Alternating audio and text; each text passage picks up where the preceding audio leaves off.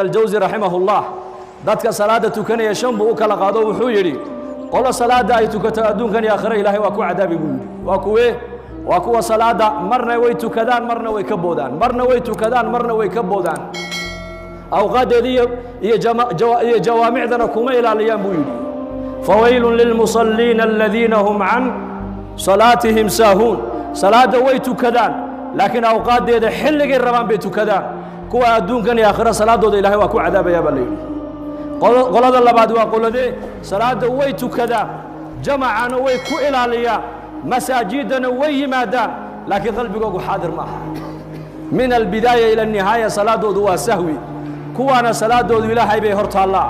hadduu doono ilaahay waa ku cadaabi haddii uu doono ilaahay waa ugu naxariisan bay culimmadu yidhaahdeen salaada saddexaad waxa weeyaan uu tukanaya salaada jamciya jamaacadii masjidku ku ilaalinaya laakiin markuu salaada yimaadana wuxuu bilaabaya jihaad buu bilaabaya qalbigiisii buu shaydaanku la tagaya deedna uu ka soo celinaya haddana uu la tagaya uu ka soo celinaya ka salaada intuu la yimid in ilaahay baa u qorayo ka aqbalaya inta ka dhimana ilaahay waa ka cafinaya baa la yidhi salaada saddexaadna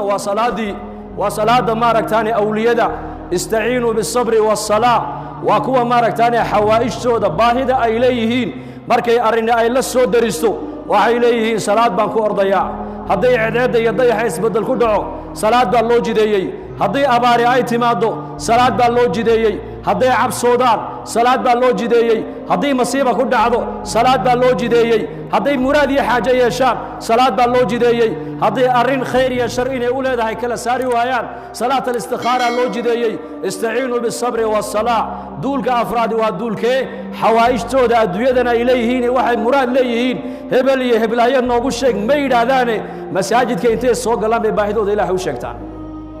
salaada shanaadna waa salaadii nabigeena calayhi salaatu wasalaam